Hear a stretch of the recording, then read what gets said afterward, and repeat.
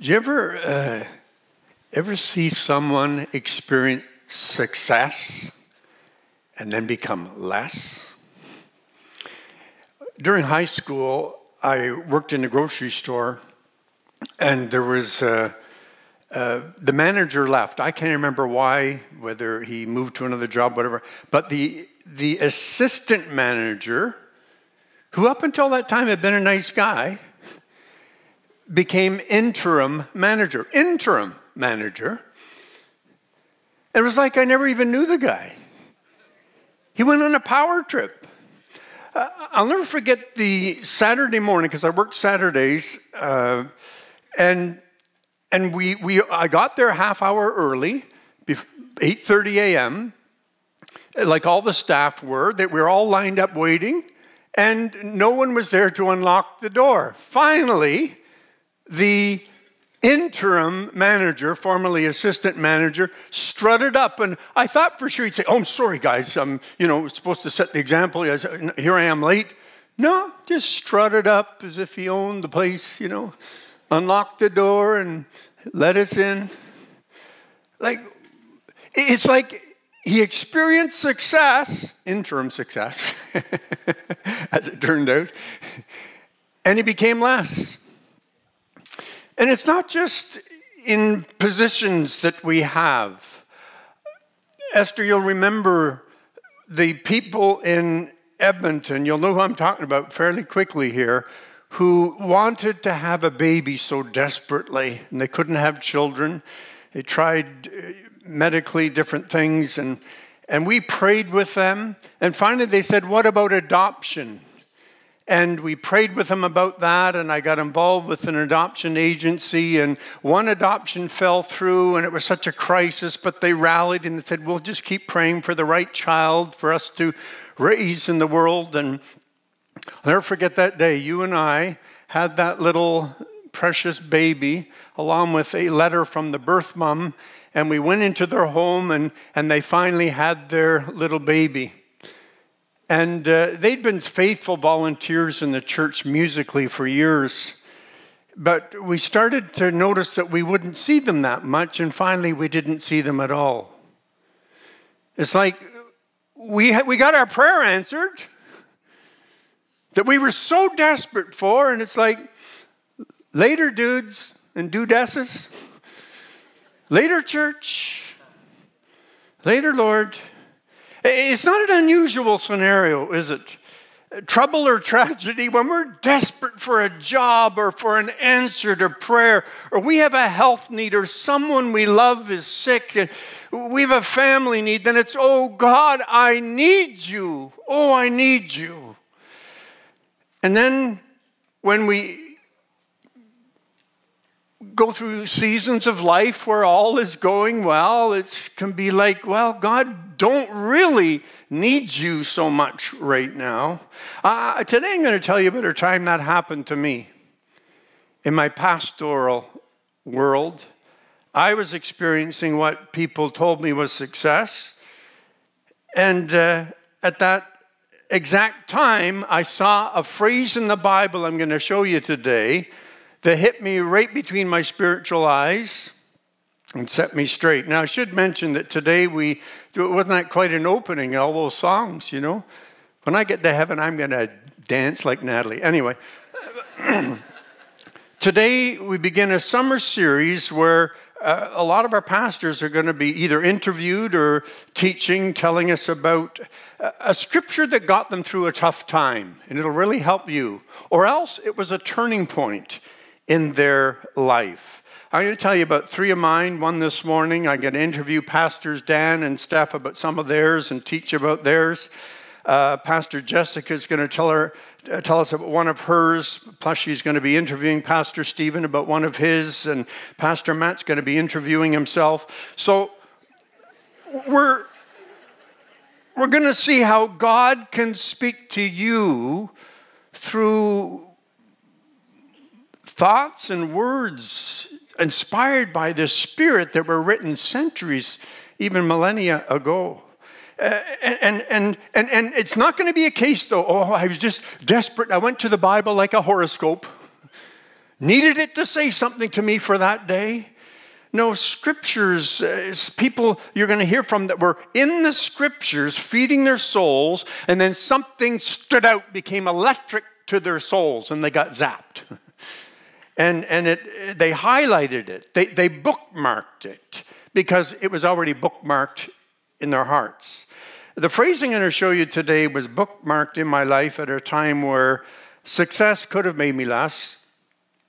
Success could have gotten in the way of me fulfilling God's purposes for the rest of my life. The phrase comes from the life of King David. Now, if people know, if you're online or in the room here in Toronto, how many of there are two big stories we know about King David, right? What's his big success story? David and?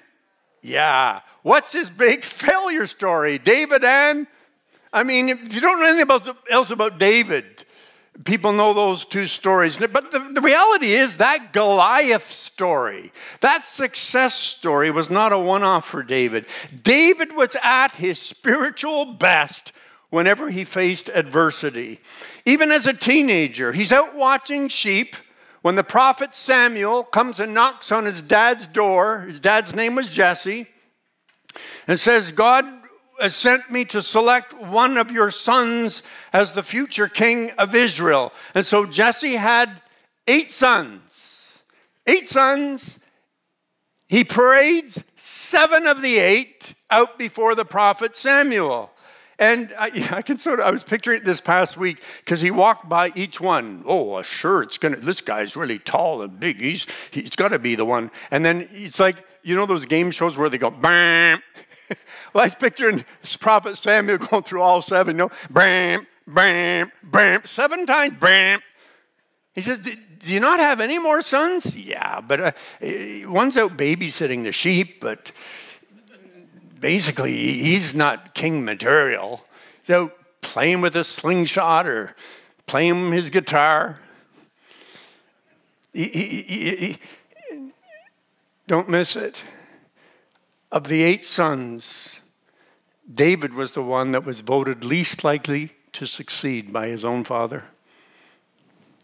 You can hear the pain of that surfacing years later when David, with his guitar, was writing one of those songs, and he sang this out. He said, though my father and mother forsake me, the Lord will receive me. You can hear the pain. But he could overcome parental rejection. And we all know the Goliath story. He knew how to overcome an intimidating bully in the workplace. he knew what that was about.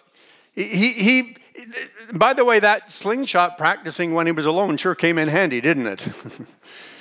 And then what about that big and long injustice? 4 years. I mean, David was anointed by the prophet Samuel to be the future king of Israel. The problem was King Saul says, not going to happen.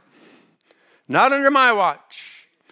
And he hunted David down for 4 years. David is the rightful future king of Israel, and yet he's exiled outside the borders of Israel, running like a fugitive. I found this. He said this to Saul one time. He said, after whom has the king of Israel, because Saul was the king, after whom has the king of Israel come out? Whom are you pursuing? You are just as one who hunts a partridge in the mountains. You're out hunting to kill me. You're out to get me. But this was the very time in David's life where he wrote a lot of those wonderful psalms that you and I get encouraged by when we're going through a tough time where people are out to get us. You know, the Lord, you're my strength. You're my deliverer. You're my fortress. It's in you that I trust, O Lord. See, David knew how to overcome parental rejection, bullies in the workplace. He knew how to overcome even a long, prolonged injustice in his life. And then predictable opposition. When David became king, attacks were the norm. You know, the Philistines, and it wasn't just the Philistines. Matter of fact, it was in springtime when the mosquito bites came out. So did the Amalekites and the Ammonites and the Moabites. If your last name ended with "ite," if you were a Smithite, you better stay clear of David. You know what I'm saying? And he would say this, listen to this: "The Lord is my light and my salvation. Whom shall I fear? The Lord is the stronghold of my life. Of whom shall I be afraid? When evil men come against me, they will stumble and fall. Though war break out against me, even then will I be confident." David knew how to overcome opposition. Victory over his enemies was so routine. Success over them was pretty well taken for granted. David found success over his enemies so predictable that in the spring of the year, when kings normally go out to war, David sent Joab and the Israelite army to fight the Ammonites. However, David stayed behind in Jerusalem. I mean, why show up for work when you're this successful? David's in a sweet spot of success. And if you know the background, David's not only experiencing victory over his enemies, Israel and Judah are united as one nation, and he is king over a united nation. That was an objective of his. Other goals for his life were realized. The sacred Ark of the Covenant had been brought back from enemy territory and now was within the borders of a united Israel. He'd established Jerusalem as the capital city of this united country. He has palace, he has wives, too many. He has wives, he has kids. David's arrived at the pinnacle of success. So here's a question for you. When did David trigger the biggest failure of his life? When did David initiate an adulterous relationship with another man's wife? When did David arrange the killing of that innocent husband so he wouldn't discover that his wife was carrying David's baby? When did David engineer a cover-up of this adultery and murder? When was David basically thinking, I'm the king of the castle, I can't be the dirty rascal? Don't miss this now. The biggest failures of David's entire life took place not in times of trouble, not when he was experiencing parental rejection, intimidation of Goliath, 4 years of relentless injustice via Saul, not during his enemies attacking him. David was successful over all those adversities. His problem was he wasn't successful in succeeding over success. If you ask David to look back in his life and say, David, what was the worst time of your life? He'd say, this was it. This is the time of success where I became less. He writes about it years later, Psalm 38. You ever hear about, he says, my soul was sick. My mind was tortured, insomniac, physical pain. I was suffering. It's right at this time, out of God's mercy, he sends his prophet Nathan to David to tell David a story. Do you know what the story's about? Abuse of power. It's like Nathan, sent by God, tells him a story. It's like he's holding up. See, watch and listen to the story. See if you can see how Nathan is holding up a mirror to David. The Lord sent Nathan to David. When he came to him, he said, there were 2 men in a certain town, one rich, the other poor. The rich man had a very large number of sheep and cattle, but the poor man had nothing except one little ewe lamb he had bought. He raised it, and it grew up with him and his children. It shared his food, drank from his cup, even slept in his arms. It was like a daughter to him. Now, a traveler came to the rich man, but the rich man refrained from taking one of his own sheep or cattle to prepare a meal for the traveler who had come to him. Instead, he took the ewe lamb that belonged to the poor man and prepared it for the one who had come to him. David burned with anger against the man and said to Nathan, as surely as the Lord lives, the man who did this deserves to die. he must pay for that lamb 4 times over because he has done such a thing and has no pity. Do you notice how crusty David gets? When he hears that a rich man takes advantage of a poor man, why is David's reaction so far off the charts? You ever notice how what bothers us a lot about other people is so often what we struggle with? It's what we don't like in ourselves. Nathan's just holding up a mirror to David's abuse of power. I started pastoring in 1977. I remember I just had such a heart for God and for reaching people. The first church I went to help out as assistant pastor, it was experiencing financial problems. So, they said, Keith, you and the visitation guy, we're going to take you off salary for July and August because the church is not doing that well financially. I thought, well, God's called me. I don't care. I'm here to serve Jesus. I'm just telling you, just so you know, just that I had that heart I'm here to serve God and reach people. You pay me or not pay me, I'm here to serve the Lord. That was the attitude I started with.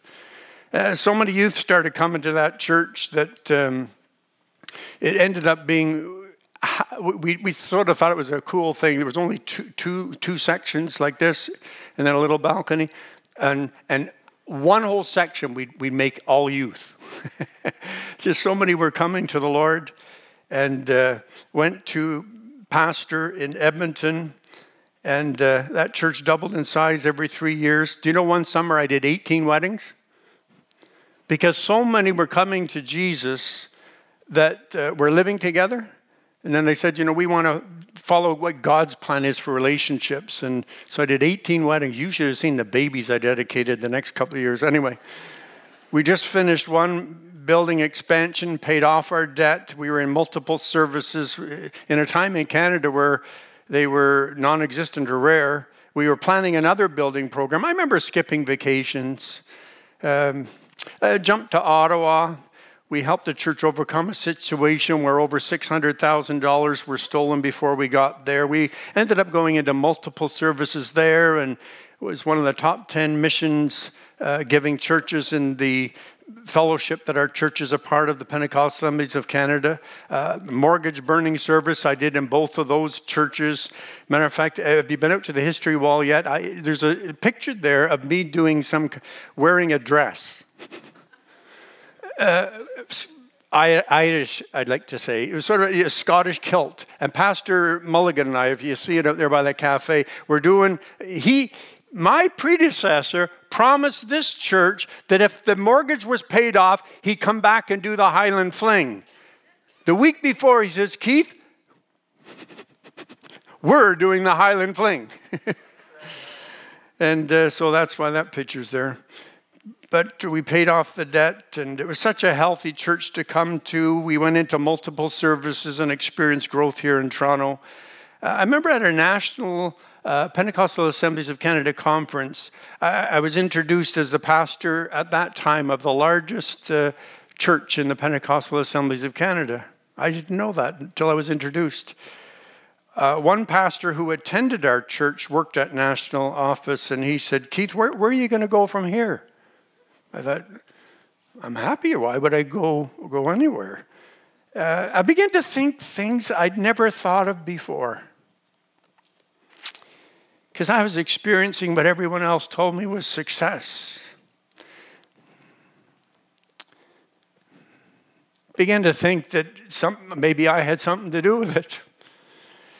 Then came the summer of one of my mom's milestone birthdays. I think it was her 65th. I can't remember. She's 92 now. We're a couple of decades ago. We had this big family reunion in British Columbia where a lot of my siblings lived, and I went there. My siblings were so successful. I mean, financially. I told some of you a story, totally different context. I'm telling it a different way today, but my sister had a cottage right on the Sunshine Coast. She still does. What are the BCites, if you're watching me online, where do you guys get off to call some 3,000 square foot cottage a cabin? Anyway, my sister had this there, and And we got there by boat. You had to go out in the Sunshine Coast by boat. And she had a boat that had a kitchen, bedroom, and bathroom in it. Then her husband showed up at this seaside resort with a boat so big you had to get on another boat to get to his boat. And when you got to his boat, it had 3 boats on it. 2 queen-size bedrooms, each with their own bathroom. To give a little context, I had just gone from a canoe trip with my boys in Algonquin Park that summer in a rented canoe. Anyway, I remember thinking, because my brother-in-law is so successful, he wasn't serving the Lord. I remember thinking, my little sister? My little sister? Exactly.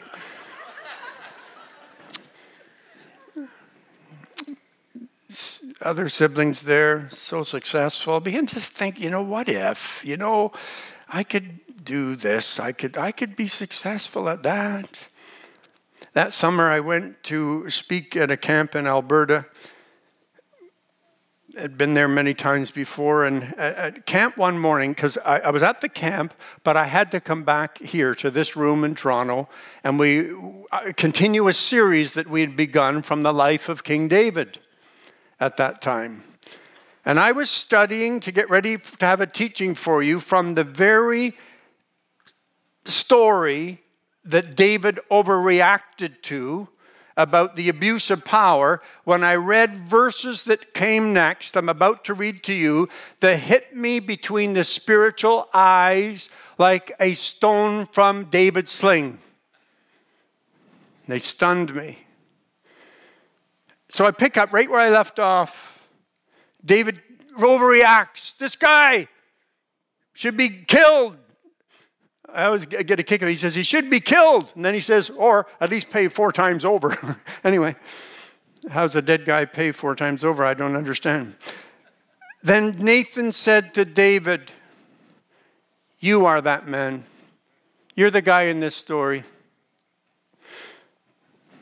The Lord God of Israel says, I anointed you king of Israel. I saved you from the power of Saul. I gave your master's house and his wives and the kingdoms of Israel and Judah. And if that had not been enough, I would have given you much, much more. This is translated from the Hebrew. It's so interesting when translators try and say it in English. Some say, I wanted to give you even more, David. This translator, much, much more. 2 things I never saw before. This was such a familiar story to me. But I could hear the pain in God's heart. Can you hear it? David, was it not I who chose you? Remember your brothers? You were out babysitting sheep. David, I saw you when you were alone with your guitar and slingshot. I chose you. I anointed you.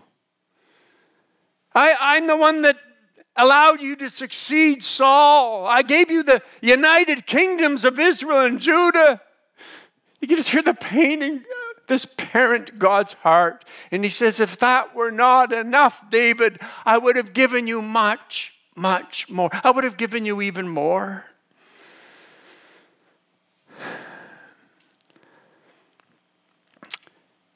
That was the part that stunned me. God wanted to give David much. What was the more? What do you think the more was that God would have given David? What was David's big dream? To build a temple. Build a temple for God. Maybe more than his failure with Absalom would have happened in his family. Maybe he would have left a better family legacy. Maybe he would have wrote 2nd edition of the Psalms. Maybe there'd be another book in our Bible. What is the more that God wanted to do?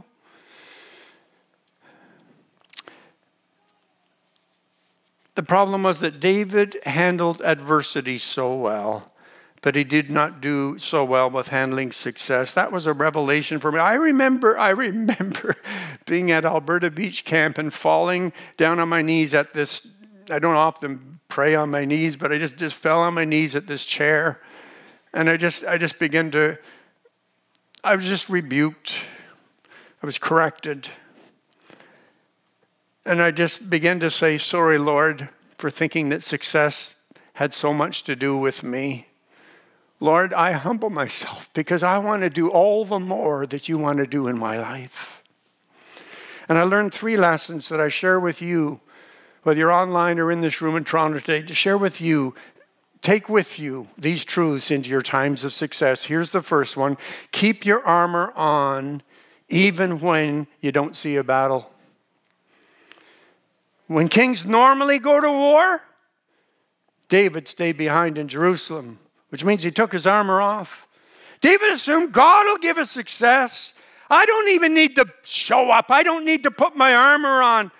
Listen, very telling for a leader now. I don't need to do what I'm asking everybody else to do. It's like when the Apostle Paul warned Christians in Corinth. He said, therefore, let anyone who thinks he stands take heed lest he fall. This is exactly what David did. I mean, he could, if the battle was obvious, if there was a giant, if it was parental rejection, if it was opposition, David came dressed for it. But when the enemy came dressed up in entitlement and lust, David wasn't ready. He didn't have his armor on. Why did the Apostle Peter warn the followers of Jesus? He said, be alert and of sober mind. Your enemy, the devil, prowls around like a roaring lion, looking for someone to devour. And look at this opportunistic vulture. Looking for someone who's got their guard down.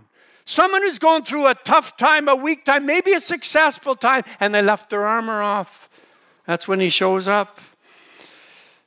Listen, Canada and the United States, we don't say a lot about this around here, and if you're not in the church world, maybe you don't know, but we've seen a lot of gifted church leaders trade in their armor for a little sinful peace and quiet. Just some of these people I know, I'm related to some. I love them. They're way more gifted than I am. God, there'd be so much more you could do. The Apostle Paul says, even on days where it all seems successful, he says, keep your armor on. He says, therefore, put on the full armor of God so that when the day of evil comes, you'll be able to stand your ground. You'll be ready. You'll be ready. I'm so thankful for our lead pastor, Jonathan Smith, and in his spiritual wisdom of taking these weeks of sabbatical that he's on right now, and he's doing well, and it's going well. Just finished a course, a Bible study, and I'm just so pleased that he's taking this time when things are going relatively well. He's not waiting until he burns out. It's in the midst of good days at the church, he's replenishing himself for the next chapter, and it's going to be an exciting one. David thought you only wore your spiritual armor when you see an obvious battle in front of you. That's why he wrote. He basically says it. He says in the Psalm 86, in the day of trouble, I will call upon the Lord. In the day where there's no trouble, not so much. David's spiritual health, get this, David's spiritual health was most at risk when he was not facing adversity, when he was successful. How many online, wherever you're watching from, or in this room, how many things are going pretty good in your life right now? You've got challenges. We all have problems. We all have issues. But things are going, you've got some successes right now. You know, this is an important time for you to be turning to the Lord. And pray. Not just when there's some big problem, but you know what God will do? You pray now when things are going relatively smooth. God's going to get you ready. He's going to get you ready. So when the day of evil comes, you're going to have your armor on. you're going to be ready for what you face. So keep your armor on even when you don't see a battle. Amen? Second, give credit to God for your success.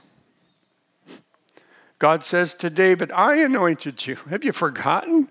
I saved you. I gave you. What you have, I gave you. David, the successes you've experienced ever since a little boy have come from my hand. How many know it's dangerous? It's dangerous for you and me when we start congratulating ourselves on our success.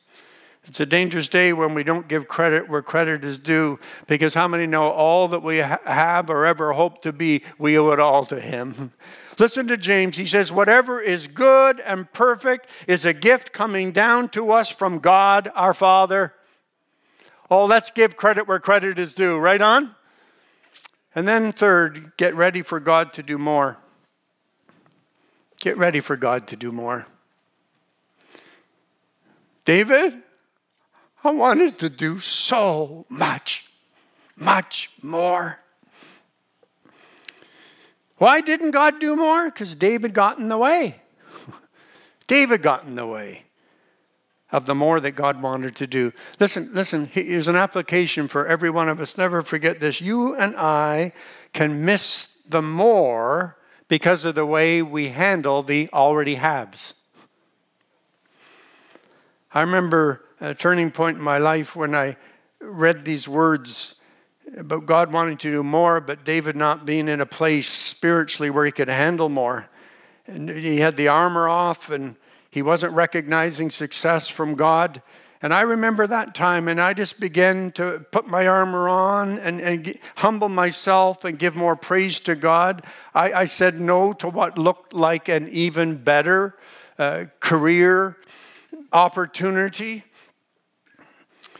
As people look at success and that fall, I remember coming back to the church and sharing the vision of satellite churches where we saw 400 unchurched people over the next number of years start following Jesus, and sharing the vision of Saturday night gathering. And that fall, I wrote it down, I'd forgotten, 69 people that fall were baptized in water as they became followers of Jesus.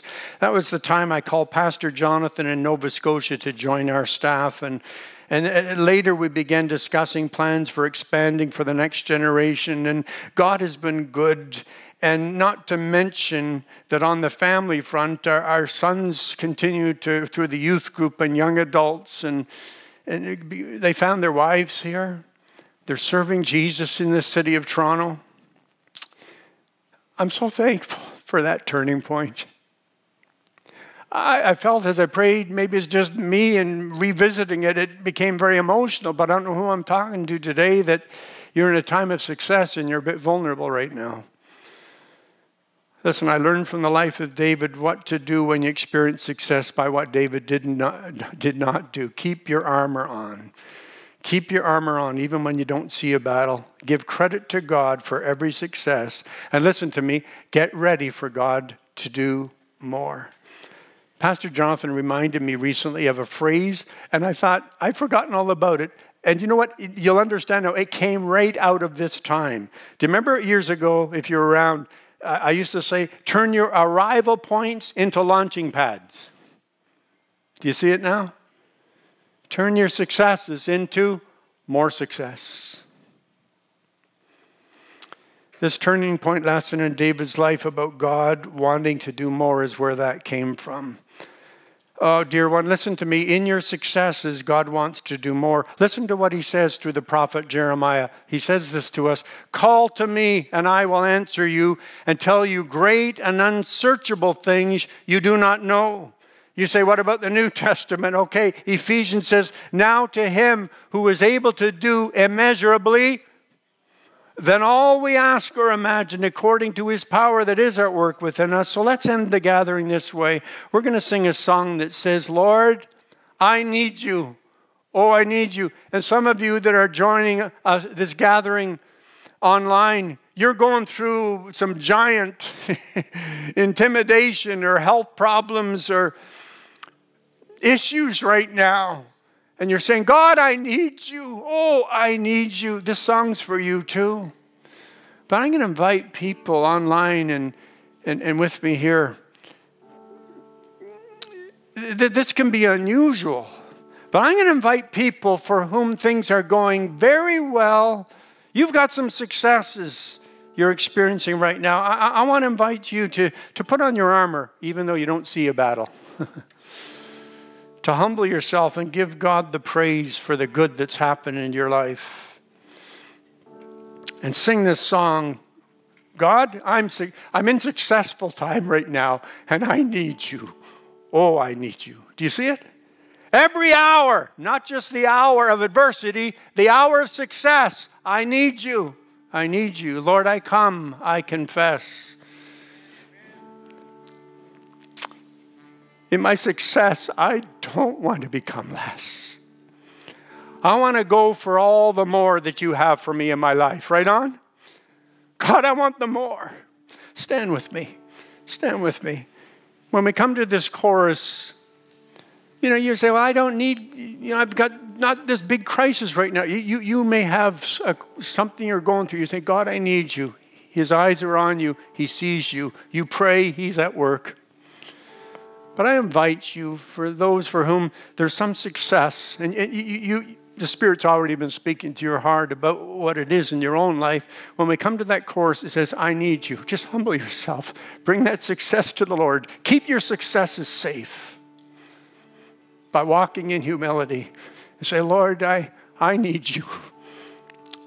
Oh, I need you.